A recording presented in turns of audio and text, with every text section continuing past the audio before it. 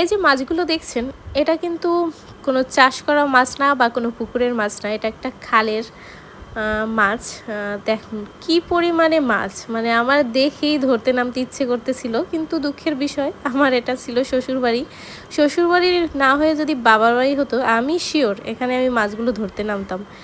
কি পরিমাণ মাছ এখানে ভাসতেছিল, পুঁটি মাছ, ট্যাংরা মাছ, শিং মাছ। এই যে একেবারে মাঠের কাছে একটা ছোট খাল, খালের মতো, তো ওইখানে এই মাছগুলো মানে এত ভালো লাগতেছিল দেখে, আমি দেখি ভিডিও করা শুরু করতেছিলাম। আমার যা ডাক দিল আমাকে, তো বলল যে দেখে যা কি পরিমাণ মাছ এই খালটায়। এই যে কি সুন্দর ট্যাংরা মাছগুলো ভাসতেছে, পুঁটি মাছগুলো ভাসতেছে, মানে দেখেই ভাল লাগতেছে। মনে হবে যেন মাছগুলো কেউ এখানে চাষ করতেছে বা কোনো পুকুরের হবে, কিন্তু আসলে এটা একটা খাল, খোলা একটা খাল, একবারে মাঠের কাছে।